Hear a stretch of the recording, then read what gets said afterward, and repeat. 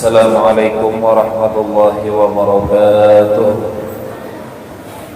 Alhamdulillah, wassalatu wassalamu ala rasulillah sayyidina wa maulana Muhammad ibn Abdillah wa ala alihi wa sahbihi wa man tabi'ahu wa mawalah.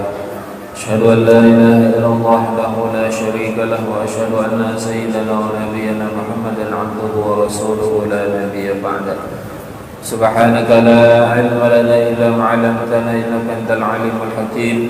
Rabbi shrah li sadri wa yassir li amri wahlul 'uqdatam min lisani yafqahu qawli, amma ba'd. Hamba-hamba Allah yang dimuliakan, alhamdulillah kita panjatkan rasa syukur kehadirat Allah Subhanahu wa taala atas segala nikmat yang diberikan oleh Allah pada kita semua sampai saat ini, sehingga kita kembali bisa berkumpul bertatap muka di dalam majelis ini. Mudah-mudahan Allah senantiasa menanamkan kekuatan iman dan ketakwaan di dalam hati kita, sehingga kita terus bisa menjalankan ibadah yang diperintahkannya, sehingga ibadah itu bisa menyelamatkan kita semua di dunia ini dan di akhirat nanti. Amin ya rabbal alamin. Salawat dan salam tidak lupa kita sampaikan ke junjungan kita Nabi besar Muhammad sallallahu alaihi wasallam, pada para keluarganya, para sahabatnya, para pengikutnya, dan kita semua hingga akhir zaman. Hamba Allah yang dimuliakan, kita melanjutkan kajian kita di dalam kitab Munajat malam ini sampai pada halaman 25, yaitu doa yang paling atas yang berbunyi Rabbi la tadharni fardaw wa anta khairul warithin.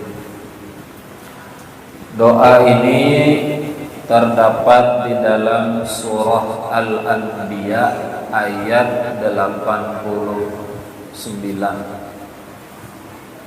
Surah Al-Anbiya. Rabbi la tadharni fardan wa anta khairul warithin. Doa ini dibaca oleh Nabi Zakaria. Nabi Zakaria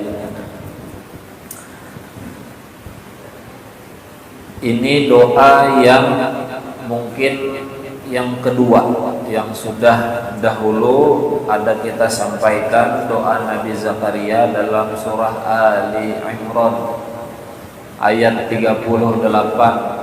Doanya berbunyi Rabbi habli min ladunka dzurriyyatan thayyibatan innaka sami'un du'a. Itu doa Nabi Zakaria juga.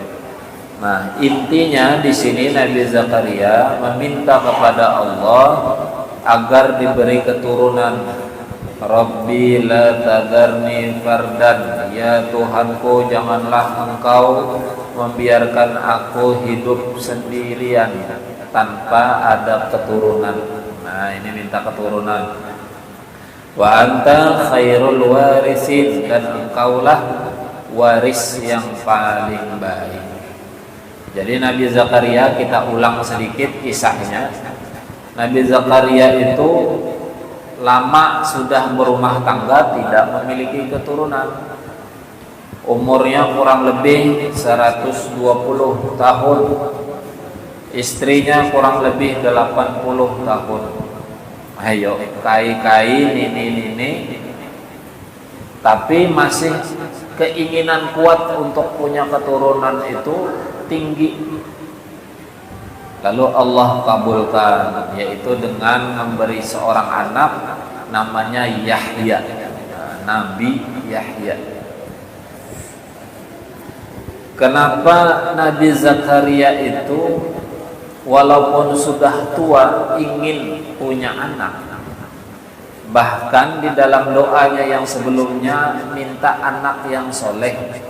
Rabbi habli min ladunka dzurriatan thayyibatan, anak yang baik, anak yang soleh, anak yang beriman.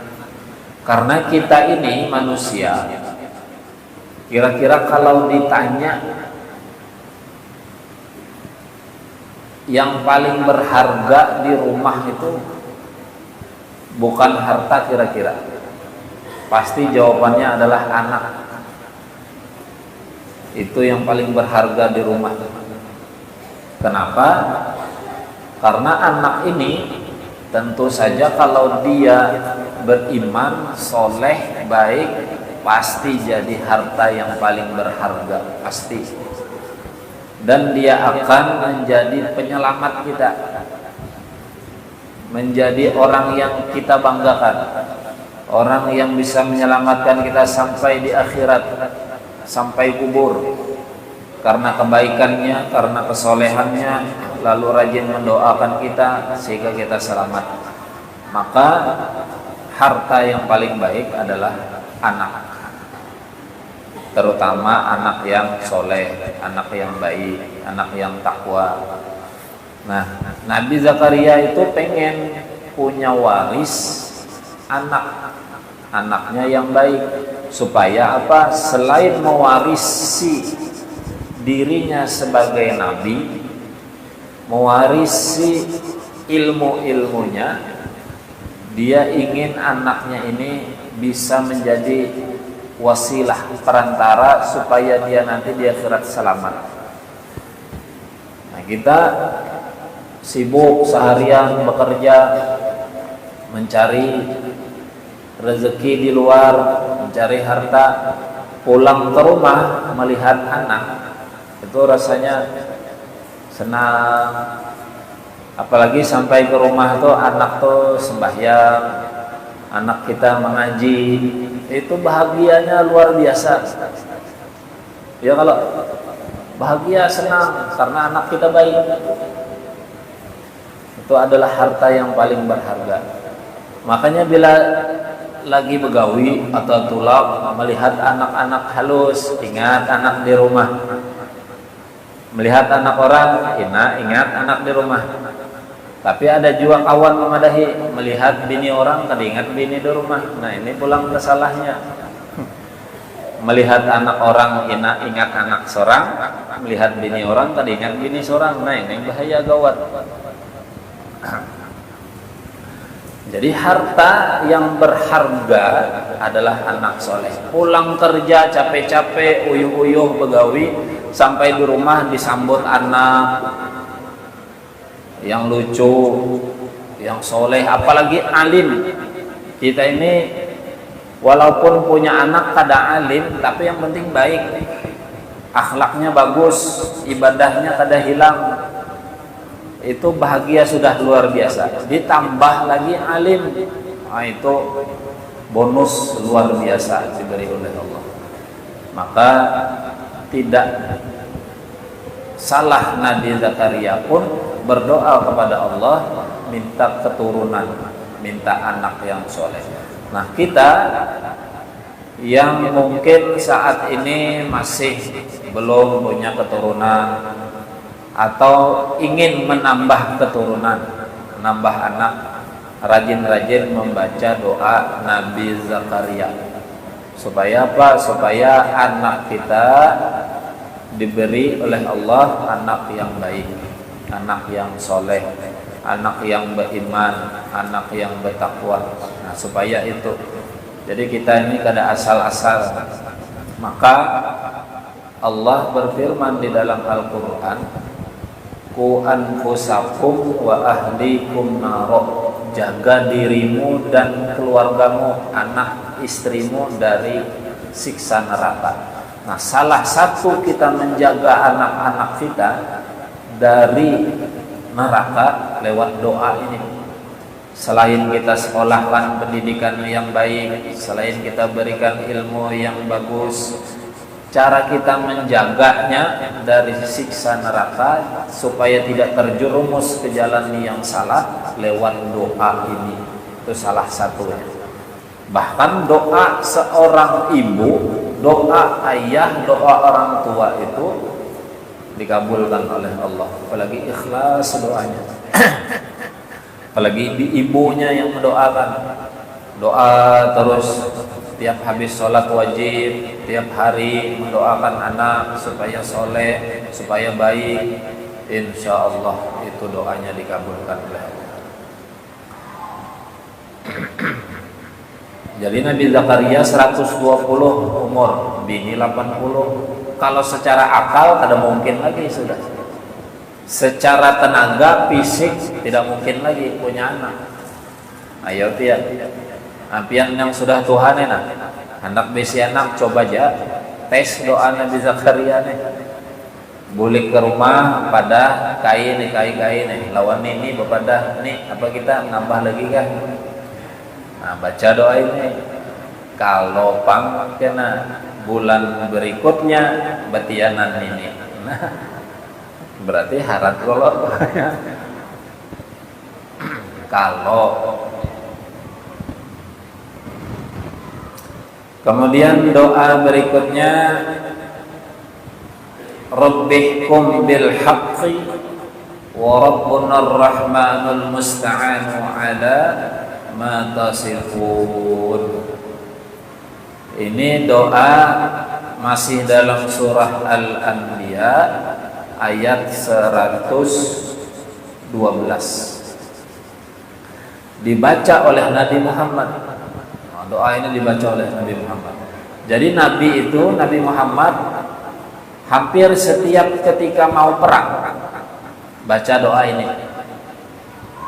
Ketika ada pertikaian, ada perselisihan, beliau baca doa ini. Di situ ada artinya, ya Tuhanku, Rabbihkum bil haqq. Ya Tuhanku, berilah keputusan dengan adil, dengan benar. Artinya minta kepada Allah keputusan yang adil. Wa rabbunar rahmanul musta'anu ala ma tasifun. Dan Tuhan kami ialah Tuhan yang maha pemurah, lagi yang dimohonkan pertolongannya terhadap apa yang kami katakan. Jadi kita ini minta keputusan yang adil itu hanya kepada Allah. Nah, Nabi setiap mau perang doanya ini supaya diberikan keputusan yang benar oleh Allah, keputusan yang adil. Nah, kita dalam hidup ini pasti pernah setidaknya menghadapi satu keputusan yang kadang-kadang bagi kita tidak adil, tidak benar. Maka kita pun banyak menyaksikan sudah satu hukum itu tumpul ke atas, tajam ke bawah. Yang benar dikatakan salah, yang salah dikatakan benar. Yang benar malah dihukum, yang salah malah dibebaskan. Kan banyak itu terbukti. Maka rajin-rajin baca doa ini, Rabbihkum bil haqqi wa rabbunar rahmanul musta'anu ala ma tasifun. Supaya kita ini ketika menghadapi satu masalah, satu ujian yang memerlukan keputusan yang kita ini lemah di dalam memutuskan itu, supaya diberikan oleh Allah keputusan yang seadil-adilnya. Kalaupun kita suatu saat disidang orang umpamanya, kita ini padahal benar posisinya, tapi diputuskan oleh orang kita ini salah, padahal benar tadi, lalu diputuskan salah, dan kita sudah membaca doa ini, nah itu nanti diserahkan cara Allah yang memutuskannya. Entah orang itu nanti diberikan siksaan oleh Allah, diberikan ujian oleh Allah, supaya apa? Supaya menjarai, bahasa kita, dijarai oleh Allah supaya orang itu tidak berbuat yang demikian lagi di kemudian hari. Nah itu, walaupun saat memutuskan hukuman untuk kita dikatakan salah, ya kan apa-apa. Tapi suatu saat insya Allah dia akan diuji oleh Allah, disiksa oleh Allah untuk menegurnya berkat doa ini. Nah, jadi kita pastilah di antara kita ini ada yang mengalami itu. Aku ini padahal bujur pada salah, tapi dipadahkan salah. Aku ini dipitnah orang macam-macam. padahal aku kadang melakukan itu di sidang, bukti-bukti diubah, diputar balikkan fakta yang sebenarnya. Nah, akhirnya apa? Kita kada berdaya, tidak ada kekuatan untuk melawan. Maka satu-satunya senjata kita, satu-satunya kekuatan yang kita miliki yaitu doa kepada Allah. Minta dengan Allah keputusan yang seadil-adilnya. Nah, doanya apa? Ya ini tadi, Rabbihkum bil haqqi wa rabbunur rahmanul musta'anu ala ma tasifun. Surah Al-Anbiya ayat 112. Nah, kemudian lanjut doa yang ketiga. Rabbin surni bima kadzabun. Pendek doanya. Doa ini ada dua di Al-Quran. Surah Al-Mu'minun ayat 25. Namun kada salah ingat. Lawan surah Al-Mu'minun ayat 35 atau 36. Belum kada ingat itu. Sama redaksinya, kalimatnya sama persis, tapi yang membacanya orangnya beda. Pertama yang membacanya Nabi Nuh, yang kedua yang membacanya Nabi Hud. Sama, kalimatnya sama, bunyi doanya sama, tapi orang yang membacanya beda. Jauh jaraknya orang hidup nih antara Nabi Nuh dengan Nabi Hud nih jauh. Tapi kenapa bisa doa itu sama? Rabbin surni bima kadzabun. Ya Tuhanku, tolonglah aku. Berarti hanya kepada Tuhan minta tolong. Hanya kepada Allah minta tolong, karena mereka mendustakanku. Nabi Nuh berdakwah didustakan, Nabi Hud berdakwah didustakan. Bahkan yang mendustakan Nabi Nuh kada tanggung-tanggung. Bini lawan anak tanggung, bini lawan anak. Buktinya apa? Kisahnya ada. Nabi Nuh bikin perahu, naik, anak bininya disuruh umpat, kada mau. Nah, ditenggelamkan, dihancurkan oleh Allah. Doanya ini. Nabi Hud itu juga berdakwah kaum Ad. Nama kaumnya itu kaum Ad, kaum Nabi Hud. Nah, jadi berdoa dengan ini. Berdakwah Nabi Hud didustakan juga. Arti didustakan itu kada percaya orang dengan dakwahnya. Nabi Nuh mengajak orang lain kepada agama yang benar, agama Allah, kada percaya. Nabi Hud itu juga berdakwah mengajak orang lain kepada agama yang benar, agama Allah, kada percaya. Didustakan, ngeramput. Kada percaya tadi Bang. Bahkan Nabi Nuh membuat kapal di atas gunung, ditertawakan orang. Mapa mengolah kapal di atas gunung, jauh dari sungai, jauh dari laut, rasa gila sudah. Kada mungkin. Orang ini aja gila, apalagi menyampaikan agama. Kan gitu, secara logika akalnya rasa kada mungkin.